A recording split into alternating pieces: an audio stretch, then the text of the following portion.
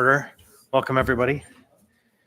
Today we are having a work session on AM 654-2024, which is executive appointment confirmation hearing. Ona Brause. We'll start with introductions with Mr. Presverdia. Mr. Perez-Verdia. Karen Bronga. Scott Myers. Anna Brawley. Christopher Constant. On the phone, we have Ms. Eltel. Yes. Thank you, Mr. Johnson. I'm here. Thank you, Mr. Rivera. Present. Thank you, Mr. Littlefield. I'm here. Thank you. Thank you, Mr. Salt. Here. Thank you. Thank you. And Member Vaughn is excused. And with us, we also have Ona Brause, Mayor LaFrance, and Mr. Falsey. We'll start with the mayor. Thank you, Mr. Chair, and thank you, members of the Assembly. Excuse me for one moment.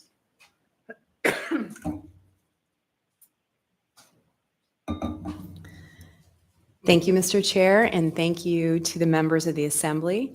I am thrilled to be here this morning to introduce, or to many of you, I should say, reintroduce you to Ona Brause, who is joining the team as the Director of the Office of Management and Budget. Ona brings extensive experience to this role, particularly municipal budget experience. Ona has served for 5 years as a mayoral chief of staff and deputy chief of staff. In her role as chief of staff, she provided executive guidance, policy development, financial management, and support to the mayor and directors, overseeing the work of 3,000 employees serving 300,000 residents. During her over 15 years in the private sector, Ona worked as Director of Finance and Operations for Alaska-owned small businesses specializing in data and research analysis and financing and development for community-scale renewable energy projects in rural Alaska. In that work, she helped to secure and administer over $25 million in state and federal grants, as well as corporate partnerships and private funding awards. Ona brings a strong track record and a fierce commitment to responsible budgeting and effective service delivery. As we are in the midst of budget season, I am grateful to have her on the team, and we are excited to deliver an effective, balanced budget. And thank you, Mr. Chair. I believe Mr. Falsey? No? Okay. I think he's in the room in case he needs to raise an objection. That's what I've been told. So, okay, Ona. Ms. Brause, you have the floor. Thank you, Mr. Chair. Ona Brause, Acting Director of Office of Management and Budget. I'd like to thank the mayor for the very lovely words, but also for the opportunity to take this job and to be here with you today. My commitment to the municipality is pretty strong. I come back because I love this place and I want to work with the people who work here now, who will work here into the future, and make it the place that they can be proud to work, and that our community is proud of being able to look at our local government and say, we're doing the right thing. All right. Is that it? That's it. That's your statement. So we are scheduled for an hour. We probably don't need an hour. We'll see. Anyone have questions? Ms. Brawley and then Mr. Presverdia. Yeah, thank you.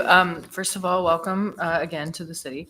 I have a few questions, and I know we have had a lot of conversations already with ideas, so I'll set some of those aside for now. But my 3 questions I have, and then I'll see if others have questions. I can come back. But either way, the first one is, could you talk a little bit more about what you see? Well, so I'll preface this by saying we have not had what anybody would characterize as a normal budget process the last few years. And I think one of those was really the assembly. The part of the process that was really broken was the upfront discussion about priorities, right? And so we ended up in this kind of competing priorities situation. And then the assembly, because it is our role to adopt the budget in the end, ended up making substantial omnibus amendments, essentially, and essentially overriding the will of the mayor is the best way to put it, probably.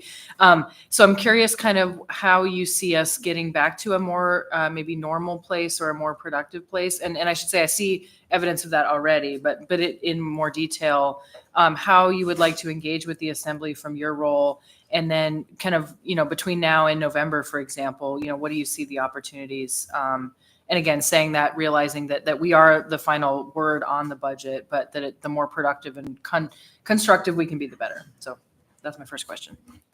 Through the chair to Member Brawley, I appreciate that question. I really do. I think it's the most important part of my job is making sure that the mayor's proposed and assembly approved budget gets passed and is enacted for the municipality to actually operate. I have been a part of budget cycles for the last 9 years, and they have been very different depending on the year and the membership and the mayor and executive team. The most functional and successful way I have seen the budget process work is by collaboration and communication with the assembly. You are elected by the community. You are one of 12. The mayor is one of 1. And there are 13 of you that our community has selected at large to represent them. And if we are not listening to the feedback and priority lists that you know of from your districts, then we are not listening to our constituents either. And the opportunity that the 12 of you present for the executive team to have that information coming in a real and consistent way is very important. I think the budget process is year round. The actual approved and proposed process is 2 months here and 2 months in first quarter. But throughout the year, I would want the assembly to feel free to come and talk to me about priorities that you are seeing, things that can go into a queue, into a list that we can look at for the budget cycle as we start preparing. Right now, we are in the budget process. We have spent the last 5 days and we'll spend more days next week in departmental meetings, going through all of their current status, what they would like to see in the upcoming budget, any needs that they have that might not be, considered for the upcoming budget because of financial constraints, but keeping an eye on what those departments need as we go forward and creating sort of longer range plans for improvements. We can't fix everything tomorrow, but we can plan if we have a goal in mind. The budget process that we are in right now, I see as being the mayor's proposed budget comes across in October. And once that proposed budget is presented to the assembly will go through and see what the highs and lows are, where the pieces and parts, what's remaining, whether or not the district priorities have been incorporated. And at that point, I would welcome additional conversations with the members to say, okay, well, what do you think this is going to do? How is this going to work? And where the interplay is. Because the other part of this is making sure that the assembly understands what the mayor's proposed budget is for. What are the goals? What is the intent behind the funding choices? So that while you may have other priorities, you understand what the mayor is trying to do for the community from the perspective of the executive.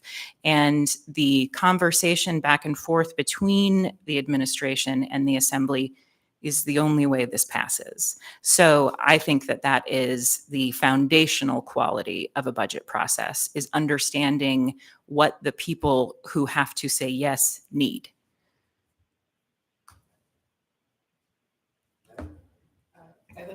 I have other questions. but- Okay, I do have a queue. I Yeah. can put you back in. All right, Mr. Presvedale. Yeah, I think that'll work. We'll just maybe do one at a time and give other people a chance.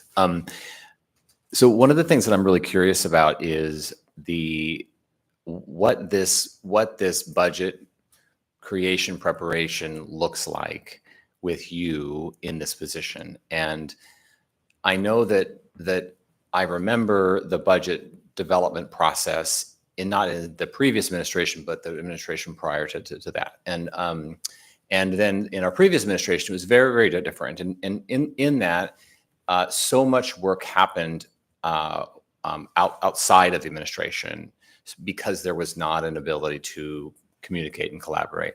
And so there was a process to try to work on putting a lot of things together in advance so that we came with sort of a fairly unified approach.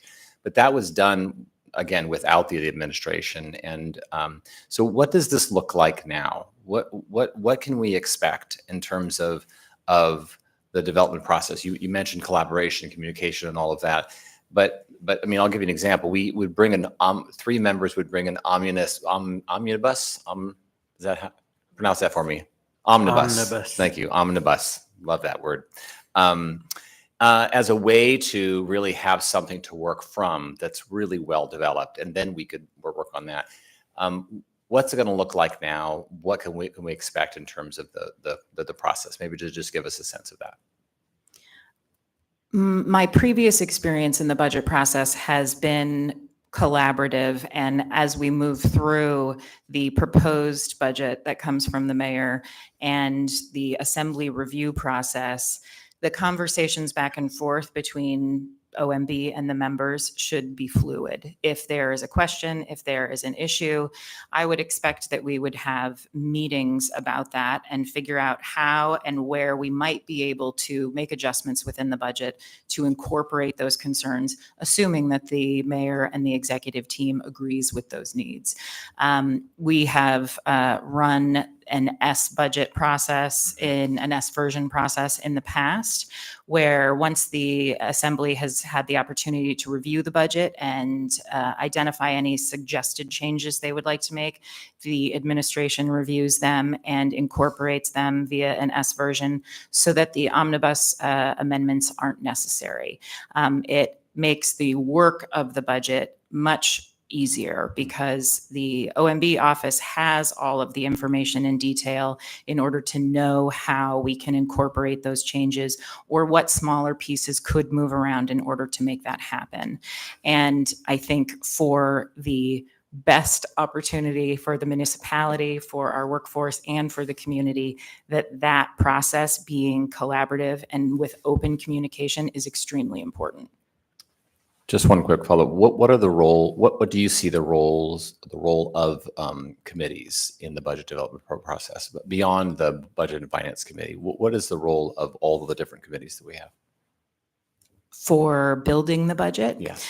I think depending on what the priorities of the committees are at the time, when there are needs that are developing either issues or anything that might want bond funding in the future, part of OMB's process is to participate in those conversations and understand what those needs are so that as you move forward in your discussions, you're aware of any challenges or needs that will come up as part of that. I think over the last few years, the Assembly has felt a little burdened by how much information has not been available in order to do the work that you are tasked with doing. Yeah. Thank you.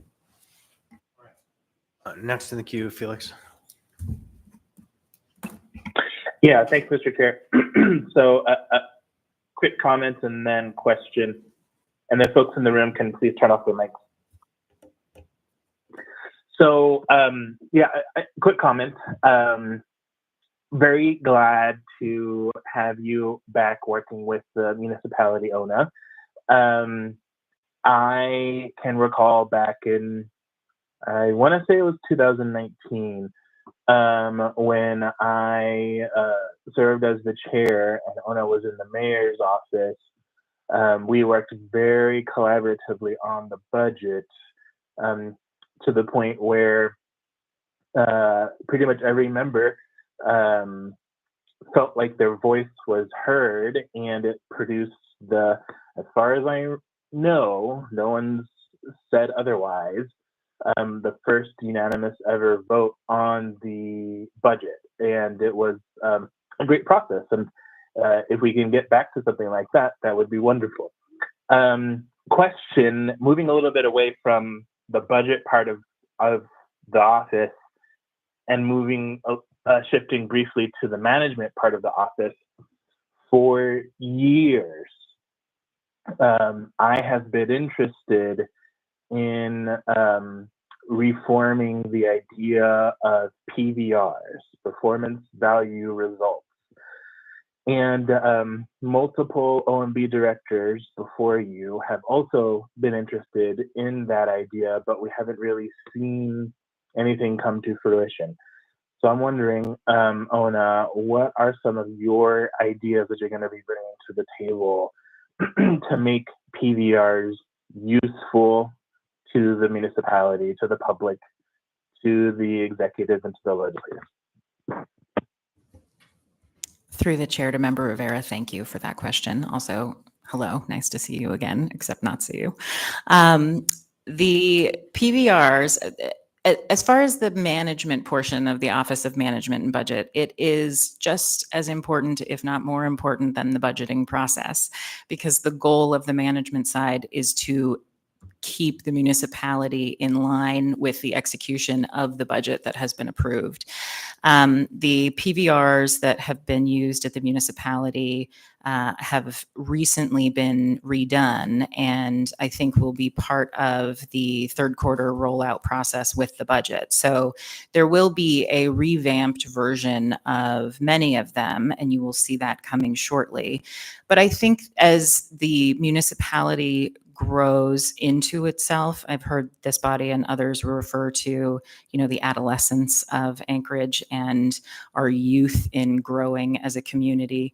As we move through that process, I think that our municipal budget and our revenue and our funding choices are going to need a little more scrutiny, a deeper look at how all of those things interact with each other, whether or not they are appropriate for our current needs and current realities that we are dealing with. The funding from the state declining, everyone is aware of that. But the management portion of the OMB office, particularly at this point with the municipality, is very, very necessary.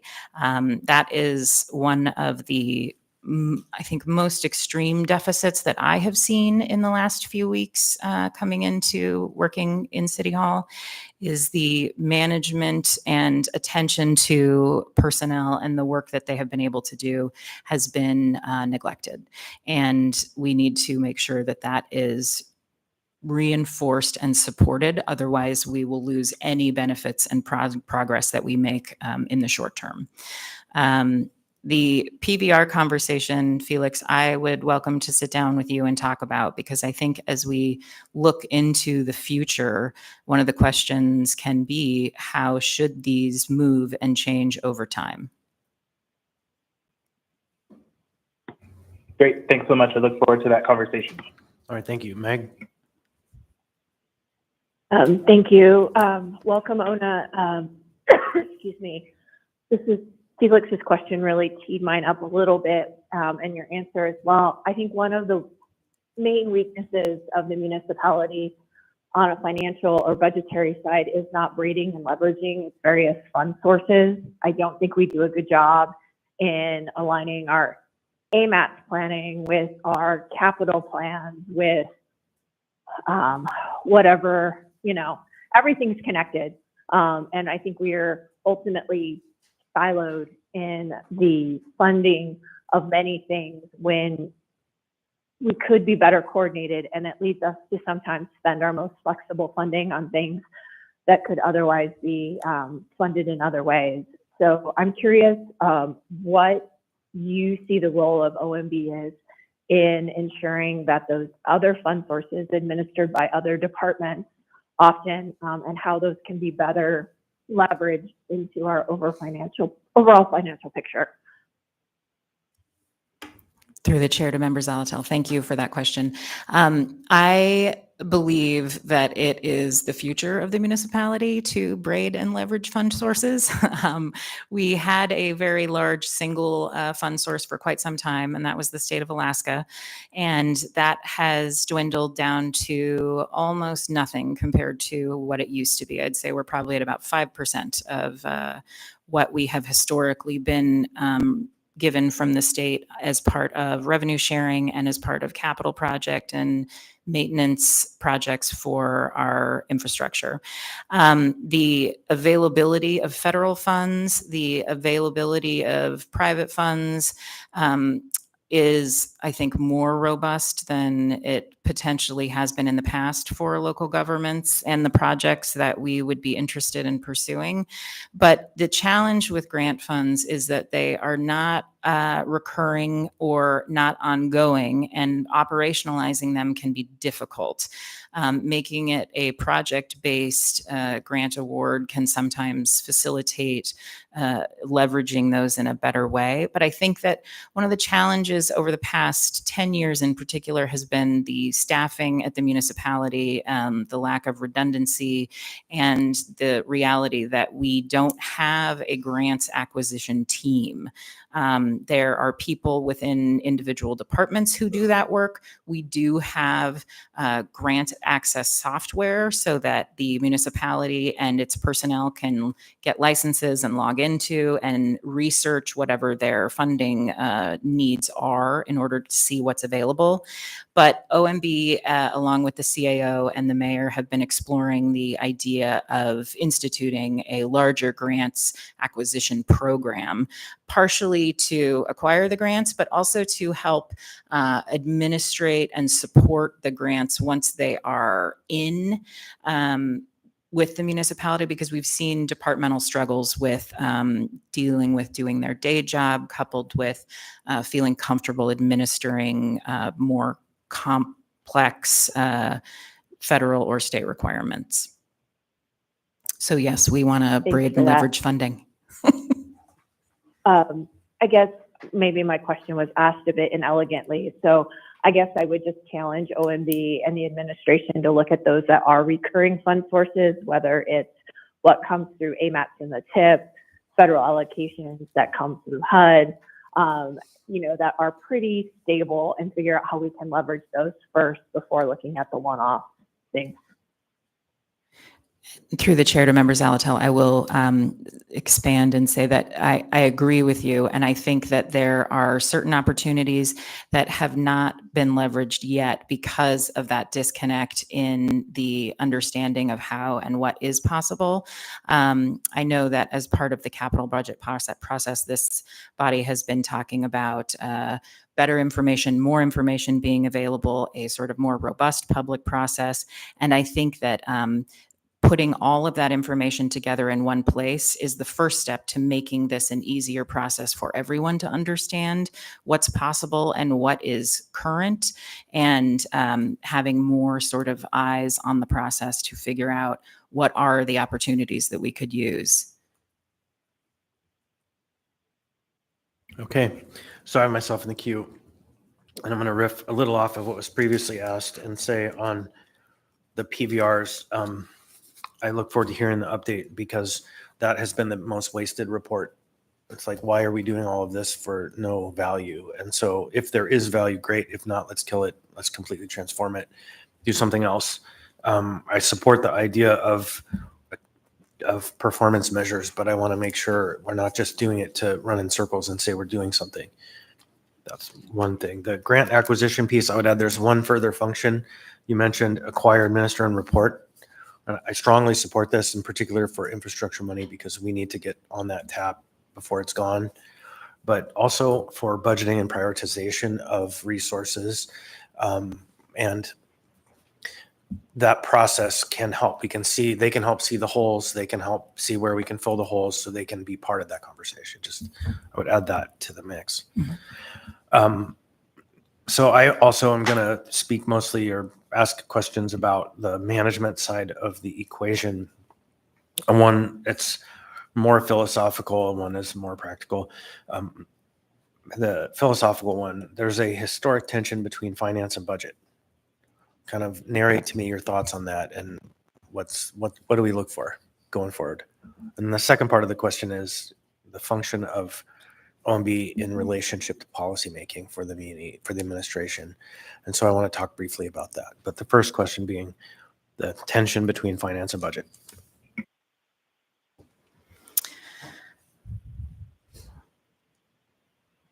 I think a tension between finance and budget is healthy. The challenge associated with the tension is when it comes down to the actual management portion of the budget. The reliance on our internal service departments in order to operate the municipality is complete. We need them to do our job. And part of the difficulty over the last few years has been not the relationship between finance and OMB, but the relationship with finance to the numbers that we need. And I think as part of the M in OMB, making sure that every department has the skills and training and management that they need in order to execute what they are provided in their budget to do is what our job is. So part of the challenge over the last few years has been that finance has not been able to produce the numbers that we need in a timely manner.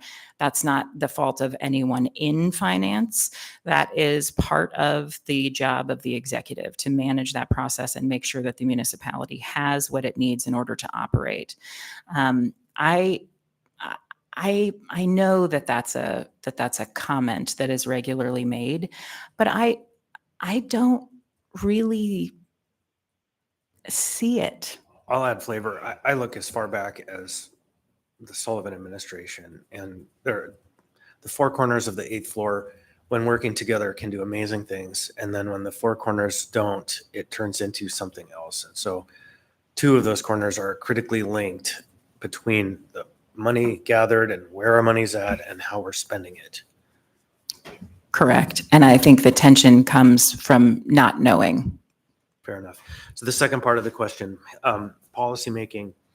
When a policy is proposed by the administration, it is circulated across all the departments by the Office of Management and Budget. Some of our policies are so old, like so old, that they reference processes that no longer exist, that were how we did things practically when we had an abacus. And so what's your theory? And this might involve a little bit of the other guy over there, but your thoughts on the process to update those policies and how you're going to do that in a way that is effective. You're talking about the policies and procedures that OMB controls? That's pretty much every policy. Correct. Yes. Right. OMB Yeah. is in charge of the P&Ps. Yeah, that's pretty much every, except ours. We exempt ourselves and run our own for the most part. We listen and follow yours, but yes. And I will tell you that I wrote P&P right underneath PBRs when we started talking about those, because it was the top of my list of things that OMB needs to do over the next few years while I am here doing this. I agree with you. Many of them are severely outdated and reference technology or processes that we do not use anymore. Coming back into the municipality and going through orientation, you're handed a handful of them to review and understand as part of your onboarding packet. And some of them are pretty old. And I think that is something that can be changed. The challenge associated with PNPs, and I'll say this for PNPs and for PBRs, is that they are sometimes secondary to people's primary job duties. And in order to review and update PNPs, we need the people within OMB, we need people within the departments that are affected in those operations, we need the mayor and the executive team to approve that those are the appropriate ways, we need a legal review, and running that through the process takes quite some time. I believe that there are a handful of PNPs that have been through an edit process. We will pick those up and dust them off, make sure that they are appropriate for current days and start rolling with those. But you're welcome to come into my office and look at the giant binder of PNPs that are ready for review and culling through to make sure that the most needed updates occur first. Great. There was a really shameful effort to use the policy procedure process to impact elections in a way that was absolutely inappropriate. And so great care is important in the process of managing through that process to ensure that the individuals whose policies you're attempting to affect are at the table. And so I don't believe this administration will have any kind of intent to do that, but I signal it because it's pretty interesting thing to experience firsthand. Ms. Brawley. Yeah, thanks. Also continuing on the management theme, and I appreciate so we talk a lot about policy at the city and kind of the way things, the decisions that we make, for example, as policymakers. And then there's also the reality that this is, one of the largest employers in the city, and it is just an extremely complex organization. And it's interesting because as assembly members, we don't always have visibility into that, or we run into it when there's a problem, like you were pointing out with policies and procedures that get misused. My question is, I know one of the challenges from our audit, right? There were many, but one of them appears to be the fact that when we don't have consistent usage or consistent recording of thousands of transactions that happen over the course of a year, then going back and having to fix all of those is a challenge. And so I know we've talked offline before, but I wonder if you could speak a little bit more about thoughts you have as far as, again, on the management side, helping departments kind of optimize and making sure that we are tightening up those things as we go, right? The operational efficiency piece, so that we don't find ourselves kind of correcting a lot of errors on the other end. As I understand it, a lot of those errors were really lack of training. So if you could speak more about that. Through the chair to Member Brawley, that is accurate. A lack of training is, I believe, a direct cause for a lot of the challenges that the municipality has seen in the ACFR process over the last couple of years. And it's compounded because the departments who are also participating in the financial bookkeeping for the city are not receiving the amount of training that they may need. So when you put both of those together, you have some, journal entries, data entries, financial entries that need to be corrected going into another place where they may need to be corrected. And if the information included is not comprehensive, then the dialogue back and forth, if that doesn't occur, then there's questions on questions on questions. There was some training that was discontinued a few years ago that is being reinstated. I'm probably spilling the beans on some things, but we'll be reinstituting some of the financial training that OMB has done in the past that has been very well received and was originally created when SAP first came online. So making sure that the departments who have to do the financial work have all training and skills required to do their job is part of the management of this process. And it is very clear that starting there is the best way to help support the people who are doing that work, make sure they understand what their jobs are, what the duties they are responsible for, and the best way to do them so that the efficiency returns. And I do have one more question, but I can go back in the queue. Okay. For a number of folks. Ms. Braga, go ahead. Thank you, Chair. I first off want to thank you. Ona sat down, Ms. Brause sat down and did a budget 101 with me and demystified a lot of my feelings. So she explained that it was like a storybook and here's how you read the book. And I really think that's valuable. And I am so happy that you are moving into this position and can offer that type of help to other assembly people who are mystified by the budget. One of the things that, speaking of mystified, I heard PMP, PBR. I don't know what those are, but I imagine policy, procedure kind of things. And then I had one more question after that. P&P is the policies and procedures that the municipality uses to operate. Okay. So, we have rules about alcohol on municipal property or how you should use municipal infrastructure. I believe Mr. Constant was referring to a policy that was related to flash drives and A proposed policy. So all of those are kept and reviewed and updated on a rolling basis. I don't know how many P&Ps there are within the municipality, but maybe somebody else does. Anybody over there? At least 40 P&Ps, and some of them are very lengthy. So those are the policies and procedures for the municipality. And the PVRs are the performance value results measurements of the performance of the departments as they go through their annual operating process. So they are key performance indicators, or the way we can compare across time how the operations of each department have been faring. And Just then, briefly, I will add, the only insight you will have into that is you get an AIM document with a link on it.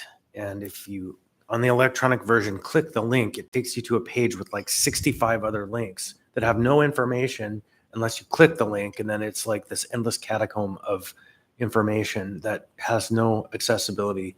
It's impossible to grasp what's actually going on there. So that's the issue. Go ahead, Ms. Braga. and then my question is, it's a little froofy, but if, you know, in this position, if you were just in power of making any change for budget purposes and, you know, magic wand, endless finances, or what is something you wished you could do to affect change in budget process? Through the chair to Member Branga, I have never thought about it that way. What would I do?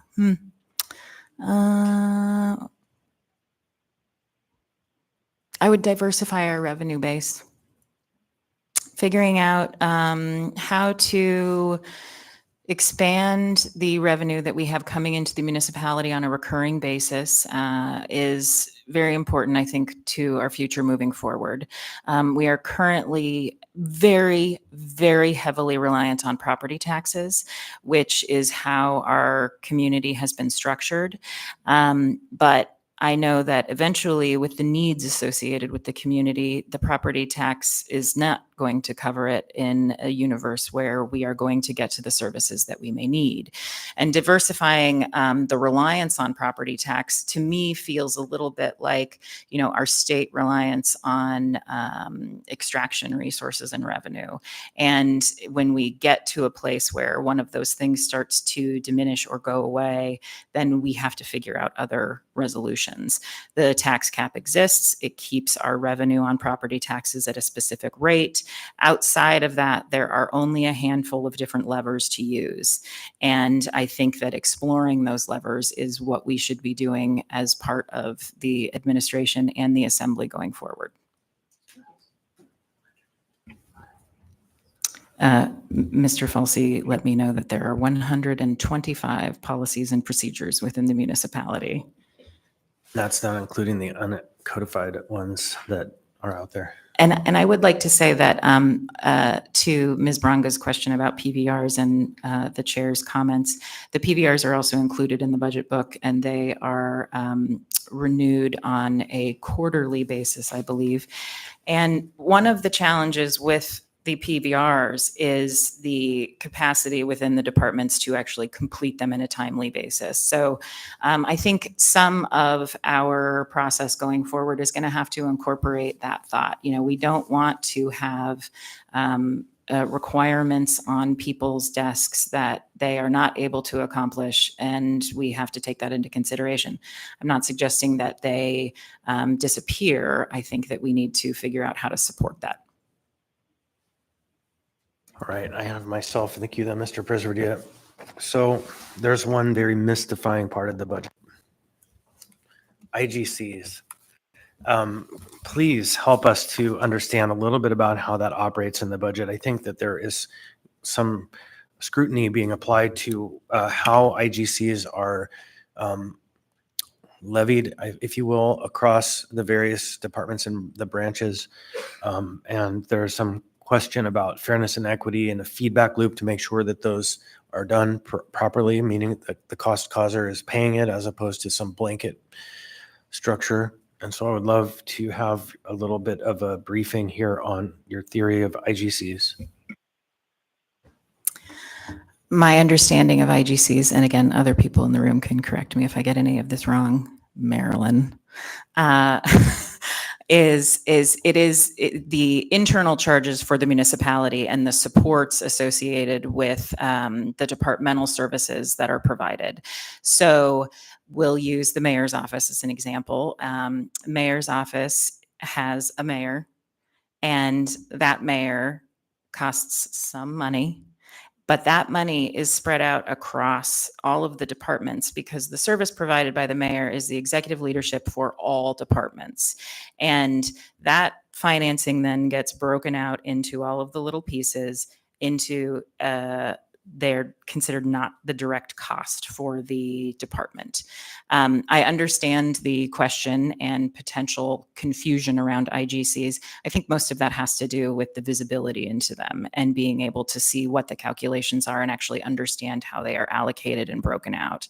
I think that there can be more explanation of that in the future, but also just a recurring reminder of how those work and how they are broken out across departments.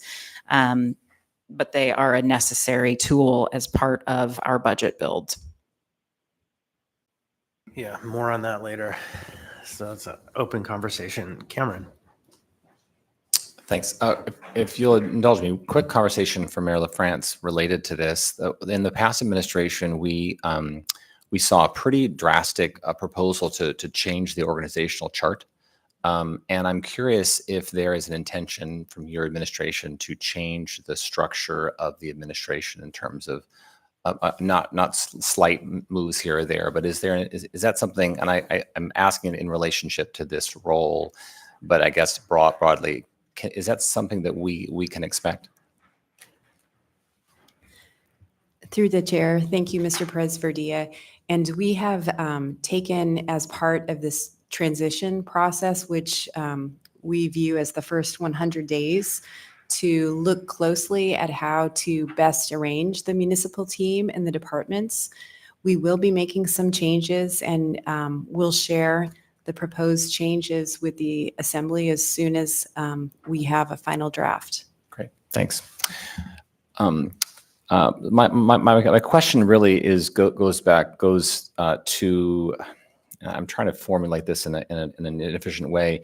It's both this transition that we're going through, and my concerns around that, and also some of what we saw, the experiences. And I think as somebody that's supposed to be in a governance role and have a lot of faith in those experts that fill the departments, I experienced something I had never experienced. I experienced people who were put in positions, in senior level positions in your position and others, who came forth with estimates for revenue, who came forth with sort of rationale for budgets that turned out to not be not only not true, but felt manipulative. And so that worries me. It worries me that it's possible for that to happen within a municipal government, for politics to enter into these departments. And it worries me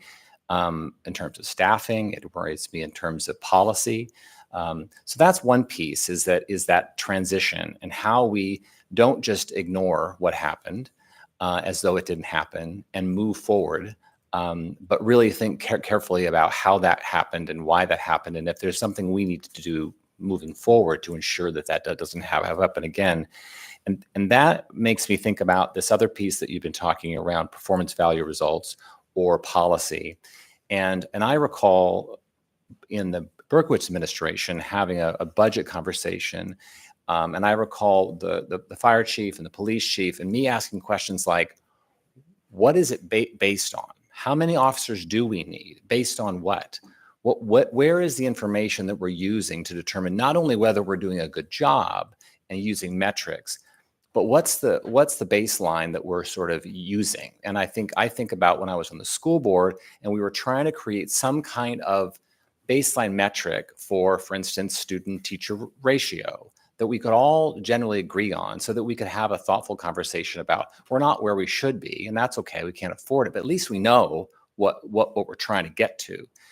And so that's what I think about with these PVRs and with that sort of thing is what do we need to put in place so that not only we're doing it and we're ensuring that what happened doesn't happen again, but that lawmakers like us are not making decisions based on bad information or based on no information. And so I'm curious about your approach moving forward to review what happened and look at your department and look at the municipality now and ensure that you do what you need to do to make sure that doesn't happen, and how you're creating the information systems so that we're making good decisions based on real facts. So I know that's a lot, but that's what I'm trying to get a sense of, is your approach to that. Through the chair to Mr. Presredia, it worries me too. And that's why I took the job, because I wanted to come back to do exactly what you are talking about in this transition phase for our community and what the community has lived through over the last 5 years with the pandemic and the political environment. There are a lot of things that need to be repaired, many things that can be replaced, but most things that need to be reviewed and looked at to see, are we doing the right thing? What should we be doing? And what do we want to be doing? And if we want to do this, how do we get there? And the idea of how many officers do we need? How many firefighters do we need for our community? What are the best practices in other jurisdictions? What has worked best in communities that are like our size or our environment or our demographics? And comparing and synthesizing all of that information to look forward at, if this is the dream world we want to live in, how much does it cost to get there? And if we want to get there, how do we get there? I think that, on top of the ongoing requirements of the OMB office to perform the budget and other code requirements, those are optional choices. But I believe that Mayor LaFrance, myself, and the Chief Administrative Officer will opt into all of those choices. The review and the analysis, coupled with the information, is how we change how this works. There's only so much we can do around restrictions and code, but the best way to make sure that people know what they need and what they want is to give them the information that we are allowed and able to compile as the local government. We are the people who are supposed to gather all of that together in one place, show it to you, have you look at it and tell us whether or not that is the information you need and want, and then make decisions based on that.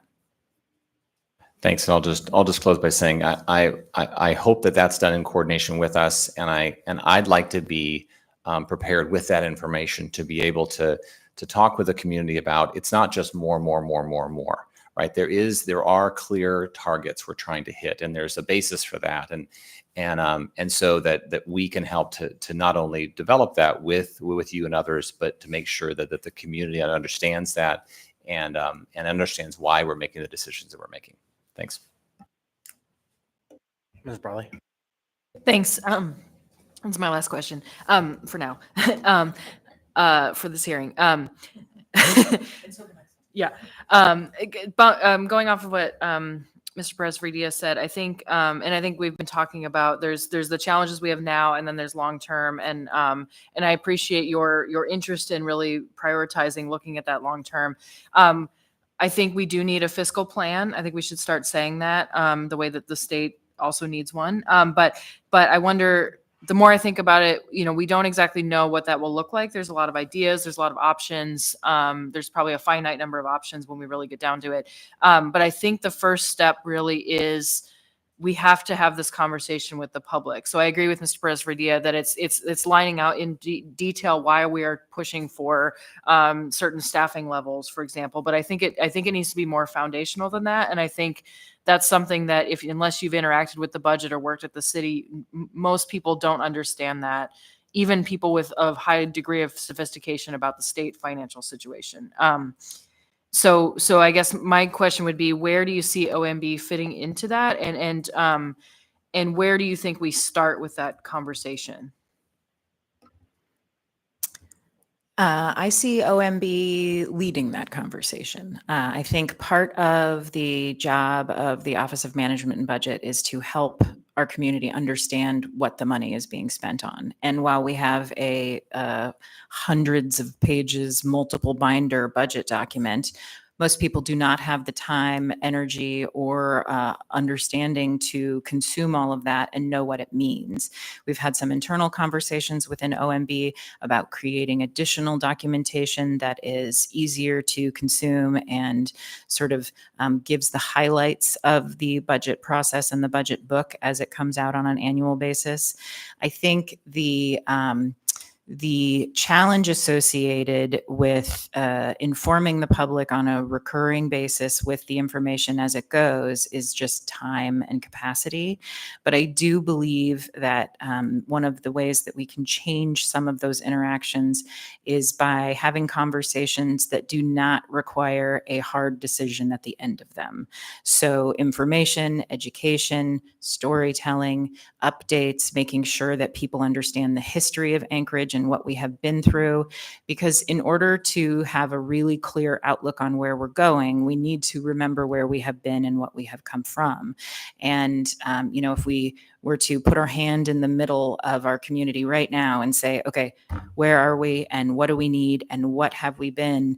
How do we get to where we want to go? If we don't look behind us and say, well, we used to have $75 million more coming into the community, and that's actually part of the problem that's going on here. That analysis, that information has to be shared and consumed by people who have to make the decisions in the long run. And the assembly and the public are the people who have to do that work. Felix? Yeah, thank you, Mr. Chair. So my question, sticking on this budget theme that we're on, are you looking at making any structural changes to how the budget is presented? And I know you just talked about trying to make it easier for members of the public to understand, but just using two examples that have been talked about during my time on the Assembly. One was talking about presenting zero-based budgets and using a particular department as a test case for it. And then the second thing that has been talked about is switching back to project-based budgeting so that it's much easier for us as the legislative branch and the members of the public to really look at a budget and really see this is how much is being allocated to and how many staffing positions are related to a specific project in a specific kind of department. So I know likely, given the budget's going to be coming out soon, I don't expect there to be drastic changes in this upcoming budget, but in future budgets, are you looking at any big changes to how the budget is presented? Through the chair to Mr. Rivera. We are not looking at any specific changes to the budget for this proposed cycle, as you sort of are aware of. We are talking about ways to present the budget or how to build the budget moving forward. Are there other ways to do it? Are there better ways to do it? I think one of the challenges with continuation budgeting is that once you have gone through that process many, many, many years, and depending on how accurate the continuation budget is to your expenditure reality, that might need more attention than it has had in the past.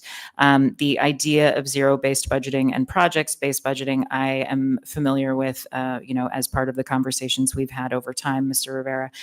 And I think that each of those can be explored and, we can make pros and cons on what those ideas may be. But I think overall, outside of a specific style of budgeting, the conversation of are we doing the right thing with the information we have to get to the public, is this the best way to do it, will be happening. Thank you. Thank you. I myself in the queue, we're down to 4 minutes. The It was very interesting at the end of the last administration. There was an OMB director who spent apparently 6 months working alone on major project priorities or only with the administration, and then was very upset, very publicly upset, very loudly publicly upset with the fact that the assembly didn't hear her. But the simple reality was the assembly was never brought into the conversation. And so it's a cautionary tale. Obviously, you aren't that person and you have your handle on these processes and understand how to work with an assembly. But just speak maybe a little bit in closing on your theory of approach to working with the assembly. My theory of approach to working with the assembly is my theory of approach to working with anyone. I believe that we get the best out of our process if we are collaborative and understand what our actual goals are. My goals might not be your goals, but understanding what your goals are means that our goals can end up being achieved together. And again, as part of this, as part of the 12 assembly members and the one mayor being elected by our community, that means the job that I have is to provide information for the administration, for the mayor, as the mayor requests, but also to keep the assembly members engaged in that process, because ultimately the success of the executive depends on the approval of the assembly. If we go through our processes with the assumption that we will hand you what we want and you will say yes, you will say no. I know this. And I know that that is not the goal of anyone on this body or in the mayor's office from the executive team. The goal is to make improvements for the community. And that ultimately is what pushes how I work. I want to do what is best for the community. My attention is paid towards what does the mayor and the executive need? What do I and my family need? What does the assembly need? What does the labor and workforce of the municipality need? And what does the community need? All of those things are not going to be the same, but making sure that we are able to be aware of what all of those concerns are and make sure that we are not putting any really large imbalances in place without making adjustments for those imbalances is how I want to do this work. So we're at the end of our time. I don't see anyone with burning questions. I am grateful that you're willing to step into this role and look forward to supporting you, but I bet there's no one in the room more grateful than Marilyn to have you here. And so having been through this game now for several years, I know how much pressure falls onto the people who aren't really interested or comfortable in this public space. And so thank you for stepping into the public space. This item will be before us on Tuesday. And with that, we'll adjourn and we'll convene back at 10:50 for Merrill Field conversation. 11:50, sorry.